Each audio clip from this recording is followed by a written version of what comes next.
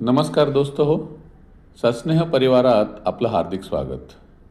मंडळी, आज विद्या काकू आपल्याला अमेरिकेच्या एका नैसर्गिक आकर्षणाची ओळख करून देणार आहेत. ऐकूया. नायगारा आणि लग्नाचा वाढदिवस. लेखन सौ विद्या कुलकर्णी. अभिवाचन सचिन दातार. वॉशिंग्टन डी सीला जाऊन आल्यावर एक दिवस विश्रांती झाली आणि मंगळवारापासून पुन्हा प्राचीचं रुटीन सुरू झालं. तिला आठवड्यातून एक दिवस ऑफिसला जायला लागायचं. मग तेव्हा आम्हीच जवळचा पटियार मॉल पाहून आलो. अहो, म्हणजे आपल्या इथलं पटेल शॉप्स हो. सगळ्या भारतीय वस्तू मिळतात ना तिथे. आणि मग येत्या शुक्रवारी तिच्या नियोजनाप्रमाणे नायगरा फॉल बघायला निघालो. आमच्या घराच्या इथून जवळजवळ 7-1 तासांचा प्रवास होता.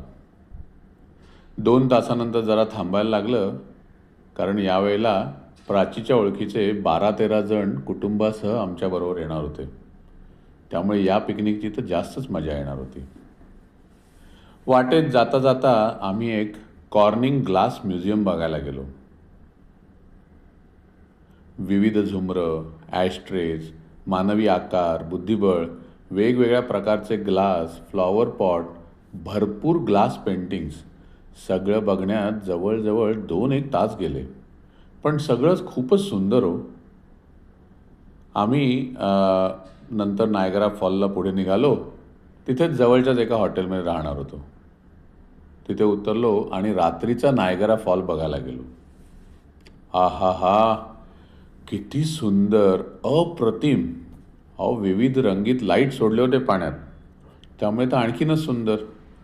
शब्दच नाहीत. वरून पाहिला आणि समोर कॅनडा देश, तिथलंही लाईटिंग सुंदर.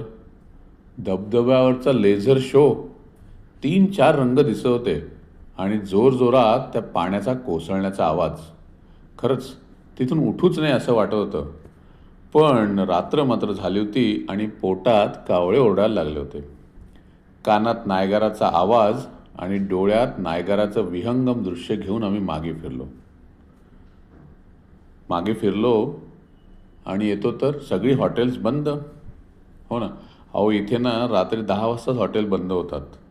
बऱ्याच ठिकाणी तर रविवारी 2 नंतर हॉटेल काय, पेट्रोल पंपसुद्धा बंद. कारण काय, तर रविवारची संध्याकाळ आपल्या कुटुंबासमवेत घालवायची. कल्पना चांगली आहे. मग काय, आम्ही सगळे आमच्या रूमवर परत आलो आणि सगळ्यांनी पिझ्झा मागून खाल्ला. तो सुद्धा रात्री 12 वाजता. तो मात्र इथे केव्हाही मिळतो. आमची अशा तऱ्हेने त्या दिवशी रात्री पिझ्झा पार्टी आणि वडापाव पार्टी झाली. आमच्या प्राचीनी वडेपाव घेतले होते ना थोडेसे येताना बरोबर. आम्हाला वाटलं झालं बहुतेक नायगरा फिरून. पण नाही.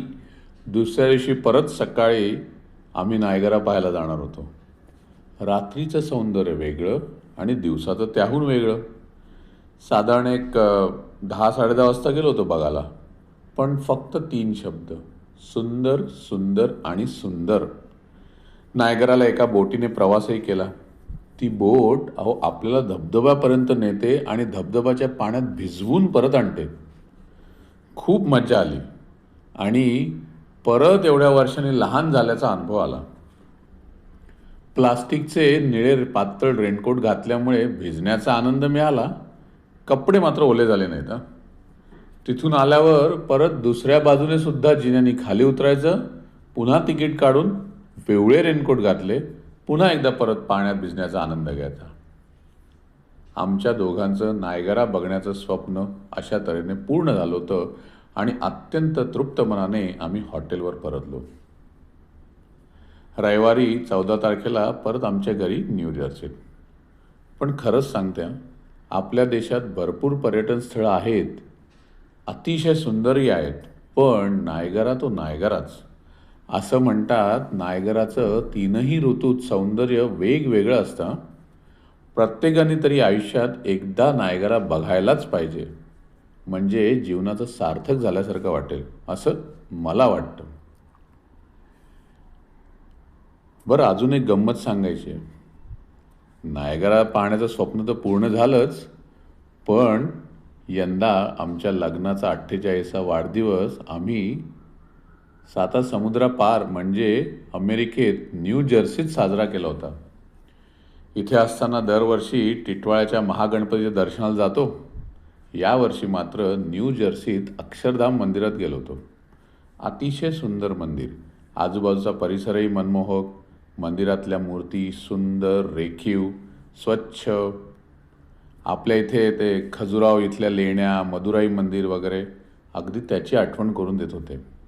मीनाक्षी मंदिरासारख्या सर्व मूर्ती सुंदर आणि भव्य दिव्य. देवळाचा परिसर फिरण्यास एक साधारण तासभर तरी गेलाच. मग देवळाच्या आवारातच भारतीय नाश्ता जेवण मिळण्याची सोय होती. तिथूनच जेवण करून तृप्त होऊन वाढदिवस साजरा करून घरी परतलो. काय मंडळी, आवडेल ना तुम्हालाही नायगराची सफर करायला? अभिप्रायात नक्की लिहा. बरं, आजची नायगराची सफर लाईक करा, शेअर करा आणि अजून अमेरिकेची सफर करण्यासाठी सस्नेह चॅनल सबस्क्राईब करायला विसरू नका. धन्यवाद.